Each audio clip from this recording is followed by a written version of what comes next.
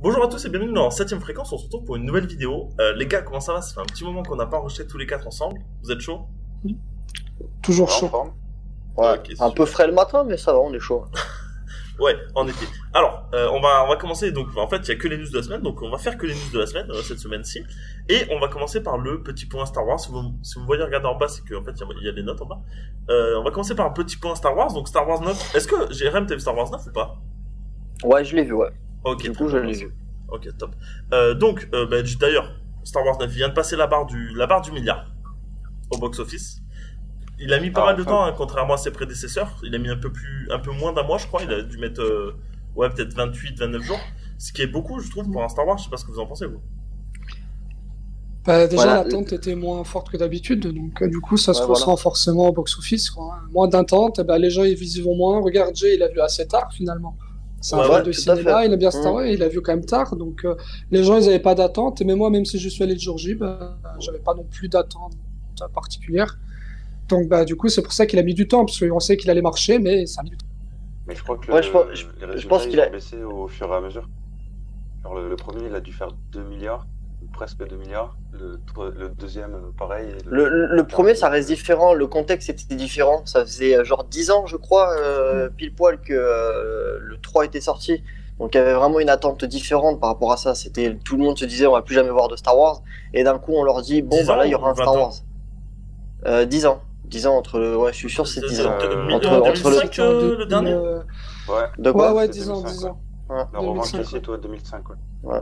Ok. Donc du coup, il y avait vraiment cette attente, cette approche-là, forcément. Et du coup, c'est normal qu'il a fait autant Bah, d'un coup d'a- comme ça. D'ailleurs, j'ai regardé le Puis là, trailer faut du... pas- Ouais.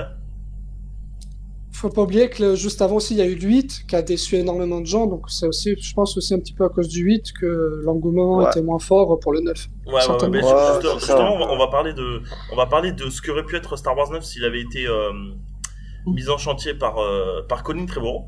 Et juste avant, là, j'ai regardé l'abondance de Star Wars 7 il y a pas longtemps, et il faisait croire que c'était Finn, le Jedi. Il montrait que Finn avec un sable laser dans les trailers, dans Star Wars 7.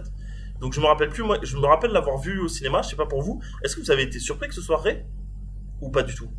Moi, peut-être pas, hein. j'ai trouvé les personnages honnêtement très claqués, donc du coup, moi, j'avais pas vraiment d'attache. Après, par contre, je crois que j'ai pas eu le temps de dire mon avis par rapport au 9. Moi, le 9, par contre, j'ai beaucoup apprécié. Ouais, mais t'inquiète, on va y revenir, Et mais du coup, c'était pas du tout ouais. ma question. Et ouais, mais écoute, Personnellement, ça m'a pas surpris, hein. Franchement, je m'attendais à voir Rey avec un sabre laser. Mais comment tu t'attendais à ça? Parce que c'était pas le marketing, en fait, du film.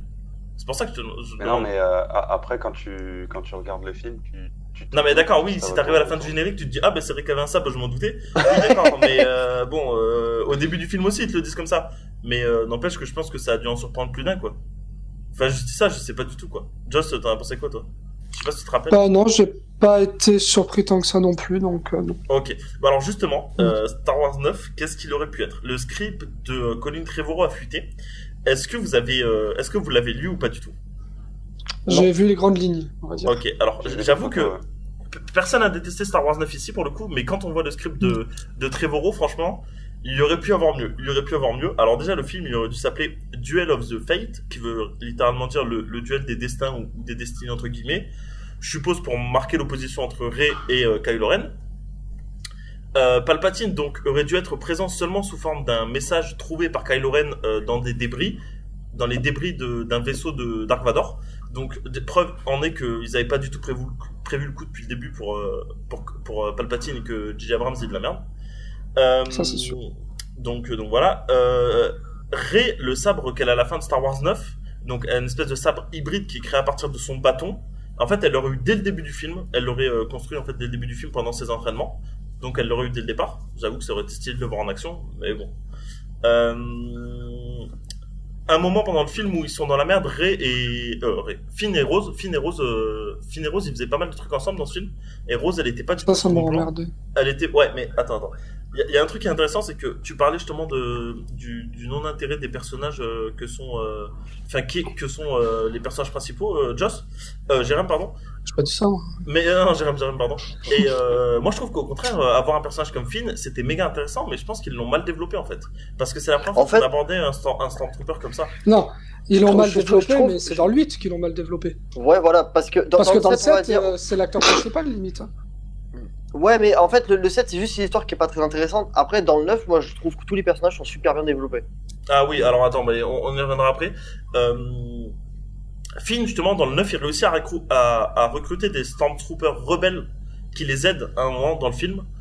Et un peu en mode, Finn, c'est genre devenu le Stormtrooper rebelle, un peu qui a une répute, quoi. Et du coup, il arrive à en rallier à sa cause. Ça aurait pu être intéressant de voir ça. Et du coup, Kylo Ren reste bien le grand méchant du film. En fait, Rey et Kylo, ils se battent à un moment. Et les fantômes de Luke, Yoda et d'Obi-Wan essaient de ramener Kylo Ren du côté de la lumière. Malheureusement, ils échouent parce que, entre guillemets, Kylo Ren, il est anéanti. Et donc, Rey, elle le tue dans le film. Donc, ça reste bien le grand méchant. Et on apprend aussi dans ce film-là qu'en fait, c'est Kylo Ren qui a tué les parents de Rey sur ordre de Snoke. Et la fin du film, ce serait que donc la paix est, entre guillemets, revenue dans la galaxie. Rey s'exile sur une planète isolée pour entraîner une nouvelle génération de Jedi. Le film se finit sur Finn et Rose qui lui amènent plusieurs enfants sensibles à la force, dont le petit au balai qu'on voyait à la fin du 8. Donc, messieurs, qu'est-ce que vous pensez de ce script? Ouais, ça aurait C'est de la pu être pas merde. mal. Non, mais c'est de la merde. ça aurait pu être pas mal. Mais Moi, franchement, j'aime pas. Ça fait trop happy end, ça fait trop beau. Moi, j'aime pas du tout. J'en ai vu plein, toi, sur Twitter qui disent, comme un peu t'as dit, dommage qu'il n'y ait pas eu ce script-là. Ben, moi, perso, j'aime pas du tout. Parce que déjà, Rose, son perso, il est pourri, claqué, mais Mais fois oui, mais ça, 17 c'est 000. normal développé. En plus, il est là juste pour faire plaisir à une communauté, parce que le personnage, je sens clairement qu'il est juste là, juste pour ça, parce que tellement qu'il sert à rien déjà dans le 8, ça va à rien, et là, dans le 9, on n'en parle même pas. Et donc non, moi, le seul truc, c'est que oui, j'aurais voulu voir Finn un peu plus en action, un peu plus mise en avant, mais ça, c'est à cause du 8, parce que le 8, il a carrément dit Finn, c'est de la merde. Et mais sinon, tout le truc, je trouve que c'est trop facile, quoi. Moi, j'étais content pour le coup qu'il n'y ait pas Palpatine, parce que si c'était juste une confrontation entre Rey et Kylo Ren, je trouve que c'est pas très intéressant, quoi. C'était bien, moi, je trouve, de mettre quelque chose en plus, alors que Palpatine, il n'a pas été prévu dès le début, ça m'étonne pas, et tu sens qu'ils ont dû raccorder comme ils pouvaient, mais moi, le truc là de Colin Trevorrow, j'ai l'impression de voir vraiment un film basique, une aventure un peu simpliste, un méchant, un seul méchant, une gentille, la gentille bat le méchant, la gentille, c'est trop happy end, c'est trop lisse pour moi, et du coup, moi, ça me plaît pas. Ok, alors je suis totalement pas d'accord avec toi, mais je pense qu'on, après avoir eu vos avis rapides, Romu et Jérém, on y reviendra dans une vidéo un peu plus tard qui sortira sur la chaîne. Donc si vous aimez Star Wars, n'hésitez pas à vous abonner. Du coup, qu'est-ce que t'en penses toi un petit peu, Jérém, de cette affaire-là? bah, pourquoi pas? Après, je trouve que J.J. Abrams était potentiellement la meilleure personne, je pense, pour faire la fin de Star Wars, pour en fait sauver les meubles. C'est surtout ça qui était le plus dur. Parce que oui, effectivement, il y a le côté un peu happy end et tout, mais si on va par là, dans le 9, celui-là qu'on a vu, C'est il y a pour un ça que happy c'est end aussi. contradictoire. C'est qu'il est bien plus happy end le 9 qu'on a vu que celui-là. C'est pour ça que je trouve ça Pas étrange vraiment. que tu dises ça. Le 9, toi, Rey a fini seul et tout. C'est pas, on reconstruit les Jedi. Enfin, je sais pas, je trouve là, le truc de Trevor, ça ferait trop un méchant, une gentille. La gentille bat le méchant. Et la gentille a refait une académie de Jedi. Et tu vois, ça fait trop. Ouais, mais en même temps, Trop lisse, ça tu vois. reste dans la lancée de ce qu'a toujours été Star Wars, avec une espèce de... Parce que le J.J. Abrams, je suis désolé, ça finit pas en happy end parce que Ben Solo, il redevenait du côté clair. Ah bah ça, Il c'est pas meurt. happy end, je sais pas ce que c'est. Du coup, c'est pas trop happy end. C'est quand Bah même non, il mais meurt alors il qu'il a fait. essaye de revenir. C'est un Ça fait clin pas d'œil à happy end. un clin d'œil à son grand-père, Oui, alors d'accord. tout Mais du simplement. coup, ça fait quand même pas vraiment happy end. Parce Attends, qu'il mais est qui revenu redevienne gentil et il meurt. Pff, Il Mais est non, mais gentil, c'était il meurt. évident, Tu ton c'était daron, évident qu'il allait mourir. Ouais, c'était évident qu'il allait mourir. Tu vois qu'il avait de la peine le fait qu'il ait tué son daron et tout. Dans tous les cas, Oui, mais du coup, c'est dramatique, il se serait alors. sacrifié. Donc, c'est Il se serait dramatique. sacrifié. Ça reste dramatique. Bah non, ça aurait été encore Ouais, plus dramatique ouais. si il était mort en gardant ses convictions et pas en passant de l'autre côté comme une tentouse, quoi. C'est pas la Reine des Neiges, tu vois, genre, le mec, à un moment, il tue son daron, tu peux pas être gentil, méchant, tu te décides, Bah moi, quoi. un film où le méchant reste méchant et qui meurt à la fin et que la gentille gagne, c'est happy end. Bah, Ouais, mais après, c'est après, pas, si tu regardes bien, Ben reste le héros aussi de l'histoire, quoi, quelque part. Parce que du coup, à la fin, il s'est quand même battu. Mais je suis d'accord. Il s'est Mais du battu coup, donc, pour le la rébellion. héros meurt. Ouais, mais il est pas seul à être héros. Après, c'est bien qu'il y ait au moins un mort. Oui, mais donc du coup, ça fait quand même une fin un petit peu drama, vu qu'il y a quand même un des héros qui meurt, ça fait un petit peu drama. Et qu'est-ce que t'en penses, toi, Romu? Bah, moi, personnellement, je m'en fous un peu. Vraiment, Lui, il pense à Spock. Ouais, c'est ça. À la série Picard aussi, qui sort la semaine prochaine sur Prime Video. Mais, c'est quoi, c'est sur tout ce qui est congélation et tout, là? Le magasin, on va voir l'histoire, c'est ça? Non, pas du tout.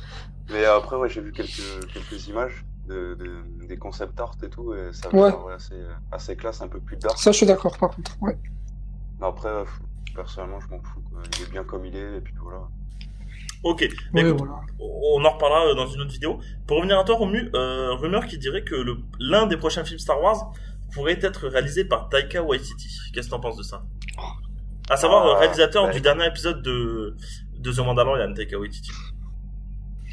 Bah écoute, à connaître, comme je connais un peu la filmo du mec, je me dis que ça peut donner un truc sympa parce qu'il a tendance à désacraliser un peu tous les mythes.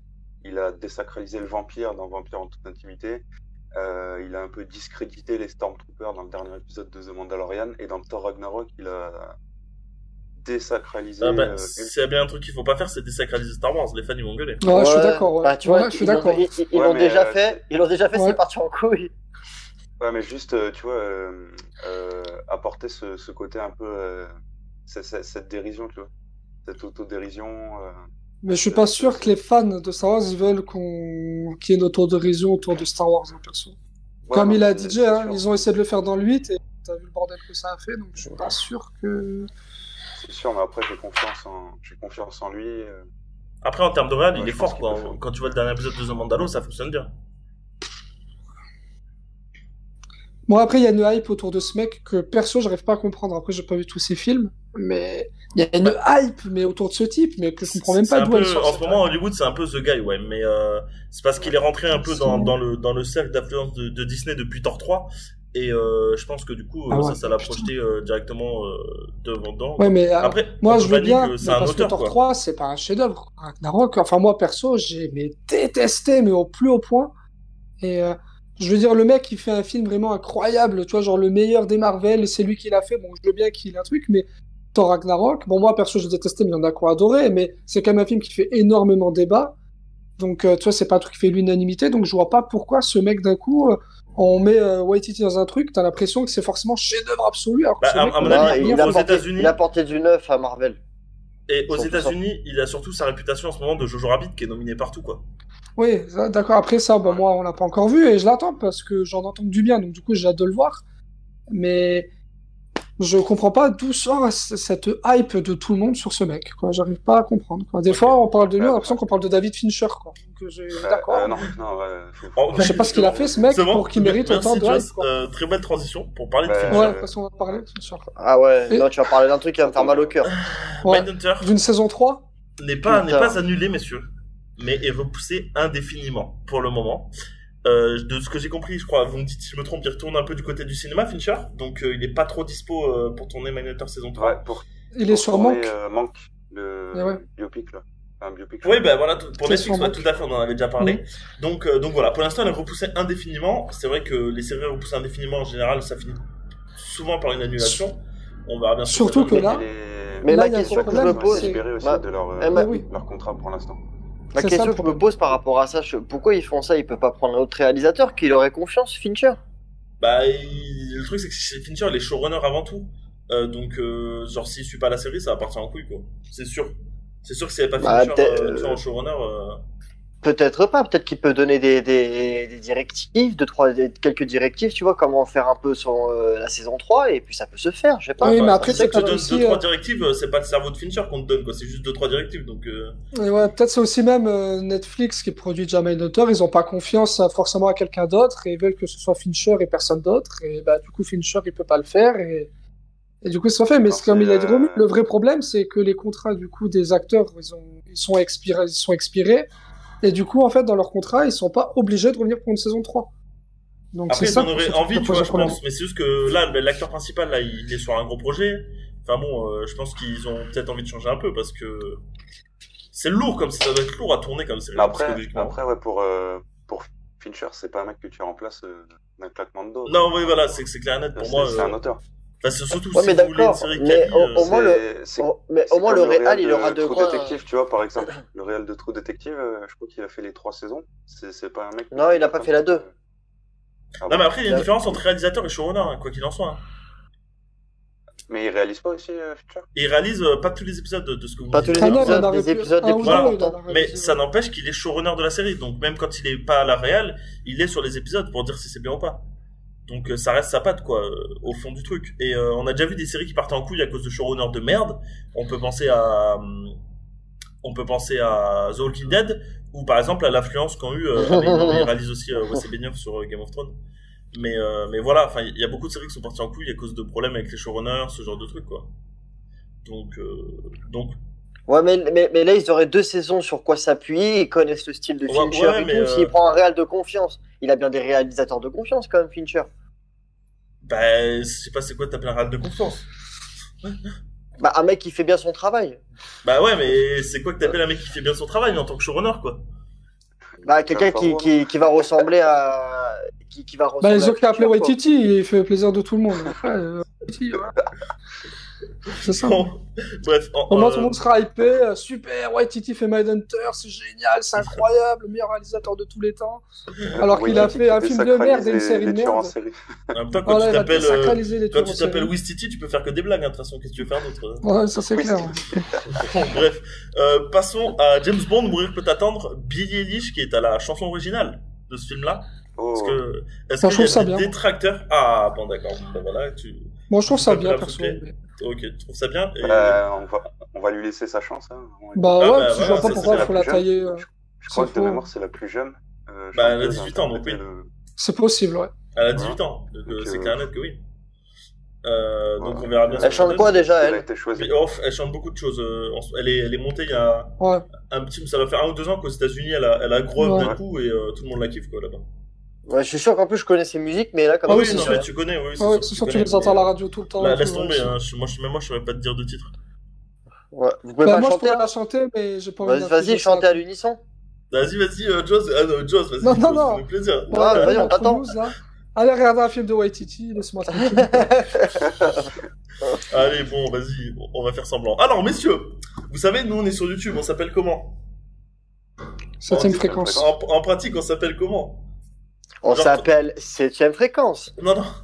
Genre, toi, Joss, t'es quoi, toi? Un enculé? Oui.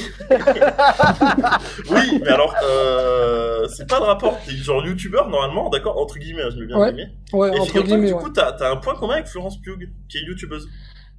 Ah, personne le tiens. savait. Bah, on peut se rencontrer alors. Non, je savais pas. Romu, tu le savais? Quoi, elle fait des reviews aussi? La séance de pub? Non. Elle fait des covers, donc sa chaîne, elle s'appelle Langue de Flossie pute. Rose. Bon. Oh, vous avez quel âge, là? Désolé pour l'avion qui passe. Donc, sa chaîne s'appelle Flossie Rose. Elle y fait des covers. Elle a par exemple repris Wonderwall d'Oasis. Elle a créé sa chaîne il y a 6 ans. Elle avait genre 3000 abonnés à l'époque. Et la dernière vidéo qu'elle a postée, elle date d'il y a 3 ans. J'ai regardé sa dernière vidéo et les gens dans les commentaires, ils s'amusent en mode haha, MDR il y a 3 ans elle faisait ça et maintenant elle est nominée aux Oscars. Oui, c'est vrai qu'elle a bien elle a bien évolué du coup. Mais bon, sa chaîne n'a pas beaucoup Donc, t'es en augmenté. train de nous dire que dans 3 ans, on ira aux Oscars, c'est ça? Bah, Ouais, non, c'est ça. parce que nous on n'aura jamais 3000 abonnés déjà. Ouais, déjà. Donc, bon. Et donc voilà, mais du coup elle a 4600 abonnés maintenant et la chaîne s'appelle plus Flossie Ross mais Florence Pugh maintenant. Ouais, plus Ok, Florence bon. Pugh elle s'appelle la chaîne. Mais donc, j'irai voilà, voir quand même, je savais pas, petite j'irai voir. info. Bah c'est des covers quoi, donc elle chante. Ouais, mais je vois que ça chante bien, quoi, je vois. Voilà. Alors, 5ème news, messieurs. Mais elle chante dans Midsommar, je crois, de mémoire. Ouais, Non, elle chante, mais ça- après, ça- dans Ah, Midsommar, oui, oui. elle est un peu sous champi, quoi. Donc peut-être qu'elle chante pas très bien, Ouais. pas très juste. Après, si on va parler à Cotillard, elle a joué dans Taxi. Après, elle est aux Oscars. Donc, tu vois, quelque part. Ouais, Ouais, mais c'est entre taxi et youtubeur, moi je préfère C'est, être youtubeur perso. Hein. Oui, tu peux avoir de la liberté aussi après, tu vois, c'est possible. Hein. Quand t'es youtubeur, c'est différent. Ouais, non, T'as mais après. peut-être des je- opportunités différentes. Je crois pas que ça l'ait aidé, hein. Mais par exemple, Dylan O'Brien, lui, il était youtubeur à la base, et c'est comme ça qu'il s'est fait repérer, pour le coup, pour la série Teen Wolf. Mais elle, je crois pas que ça lui ait laissé spécialement d'opportunités, quoi. Donc voilà, peut-être qu'on en saura plus un jour. Donc 5e news, messieurs, la sortie du spin-off de Game of Thrones en 2022 sur HBO, donc House of Dragons, qui racontera l'histoire de la famille Targaryen. Et je crois que j'entendais un écho, non? Non. Ok, si vous vous demandiez d'ailleurs, Moi, j'entends rien de mon côté. ok, vous savez, il y avait la série avec Naomi Watts, je crois que c'est Naomi Watts, Ouais. Ouais, c'est ça, ouais. un préquel était sorti, et en fait, ils ont expliqué que, au-delà du fait que, en fait, tout était bien fait, a priori, d'après la directrice de HBO, tout était vraiment bien fait, il y avait pas spécialement grand-chose à reprocher, mais comme la série se basait pas sur les livres, en fait, ça se passait 3000 ans avant la série Game of Thrones que nous on a connue, comme la série se basait pas sur les livres, la directrice de HBO, trouvait qu'en fait, il y avait un truc qui clochait, et du coup, c'est pour ça qu'ils ont décidé de pas commander la série. Nous, on avait félicité ça dans un épisode où, voilà, ils avaient justement les couilles de dire non à un spin-off de Game of Thrones, même s'ils avaient mis un peu du budget dedans et tout. Et donc là, pour le coup, House of Dragons, donc je rappelle un préquel sur les Targaryens, ils vont se baser sur le bouquin. Donc, espérons que ça donne du bon. En 2022, tout le monde est hype, je suppose. À part toi, Roby, du coup. Enfin, moi, je suis pas spécialement hype non plus, perso. Pourquoi? Parce que moi, j'aime bien j'ai Game peur of que ça Thrones. soit Hein. moins bien, mais bon. Mais j'ai jamais été grand fan, tu vois, de Game of Thrones. J'aime bien, j'ai regardé avec plaisir et tout, mais je suis pas partie des gens ultra fans, c'est-à-dire que ça c'est fini, j'étais content et je passe à autre chose. Ça fait que je vais la regarder, la série, mais quand elle sortira, quoi, je vais pas être là, compter les jours et tout, tu vois, je m'en fous, quoi. Elle sortira, je vais la regarder, si c'est bien, tant mieux. Ça va être une grosse série en attente, hein, quand même. Ça va être quand même le truc important. Ça va être probablement une plus grosse série que Game of Thrones. Déjà, en termes de bataille, c'est une époque qui est bien plus propice aux batailles. Ben voilà, House of Dragon, c'est-à-dire qu'à l'époque, il y a beaucoup de dragons. Donc déjà, il va falloir mettre du budget pour faire les dragons. Ouais, mais je pense pas que ça a autant de succès que Game of Thrones, en étant tout à fait honnête. C'est les gens non, vont mais pouvoir après, comparer. peu importe le succès. Maintenant, ce qu'on peut dire, c'est que s'ils ont plus d'ambition sur cette série-là, ça se verra forcément, je pense. Maintenant, si c'est sûr que s'ils ont pas de scénario derrière, ça donnera pas grand-chose, quoi. En vrai, je vais peut-être le regarder pour essayer de repérer les mugs de Starbucks ou les trucs comme ça, tu vois. T'as Romu qui a vraiment 12 ans, quoi. C'est vraiment le hater de base, quoi. Mais il a jamais vu Game of Thrones. C'est vraiment n'importe quoi. Ouais, j'ai jamais vu, ouais. À part le premier épisode, voilà. Quoi. Bon, finissons avec une petite news Festival de Cannes qui commence à remonter. Spike Lee, président du jury du Festival de Cannes 2020. Du coup, je m'adresse à vous trois, messieurs. Qu'est-ce que vous en pensez? Moi, je peux dire quelque chose. De mémoire, c'est le premier. Ouais, vas-y, pardon. C'est que déjà, le film, qui fera un film en fait sur les Blacks, il gagnera la Palme d'Or. Déjà, ça, on peut le dire. Donc, du coup, si tu veux gagner la Palme d'Or, fais un film sur les Afro-Américains bien torturés, t'es sûr de gagner. Laisse tranquille Spike Lee, ok? C'est bon, j'ai le gagnant en fait. Tenet. Eh non. Si, il y a, ouais, mais. Voilà. Eh oui, mais c'est pas film pro-black non plus, quoi. Il y a juste un black dans le film, mais c'est pas ça va, si dès qu'il y a un black dans le film, c'est un film pro-black, on se sort plus du truc, hein. Ouais, non, c'est pas pro-black, ça. Genre Star Wars, quoi. Ouais, allez, non. Star Wars, Tu fais un film pro-black, c'est-à-dire que si Jordan Peele il présente un film, alors ça, je peux vous garantir qu'il gagne. Mais Jordan Peele, je crois qu'il va pas trop dans ce genre de truc. Hein. Oui, mais là, il y a Spike Lee. Donc, vu qu'ils sont potes, si. Mais non, mais surtout. Et pour réagir là. Ouais, vas-y, je sais ce que tu vas dire, Romy. Tu lis dans mes pensées là. Bah non, mais t'as commencé ta phrase, t'allais dire que c'était le premier Afro-Américain à être président du festival. Ouais, c'est ça, voilà. Du Le jury. premier Afro-Américain, c'est cool parce que ça fait un peu bouger les choses. Oui, mais c'est cool, mais est-ce que c'est politique ou pas? Moi, je me pose la question. Mais bien sûr que c'est politique. Mais c'est toujours politique, mec. Bien sûr que c'est politique. C'est Cannes, donc c'est politique, quoi. Bien sûr que c'est politique. Cannes, d'accord, ça reste pas si politique que ça. Hein. Mais c'est politique, ça merde, mais... ouf, même. Quand Cannes, c'est moins politique que les Oscars. Qui a gagné l'année dernière, arrêtez. Ah oui, mais on a eu quoi? Arrête. Parasite, c'est politique. Un peu, tu vois, mais genre c'est pas autant. Corée, Parasite, c'est pas politique, c'est un voilà. film de société, mais c'est pas politique comme film. Parasite. Donc voilà, en vrai, ça reste bien moins politique que les Oscars, les gars. Non, mais c'est pareil, c'est dans le même délire.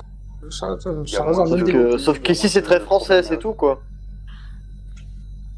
Après, je dis pas que c'est bien que ça soit Spike Lee parce que moi je trouve que ça a de la gueule, hein, pour le coup. Spike Lee, c'est un grand cinéaste et tout, donc ça, il n'y a pas de souci et que c'est bien qu'il y ait enfin un black à la tête du Festival de Cannes en président du jury, mais on sait très bien voilà, que le film qui va gagner, je peux vous le dire maintenant, la Palme d'Or, ça sera un film pro-black et on en reparlera, vous verrez, c'est sûr et certain. Heureusement que ta cam elle bug pas là, parce qu'on va transformer ça en gif, et quand ça sera un vieux film tout claqué qui va gagner la palme, on va te repasser partout, mon petit pote.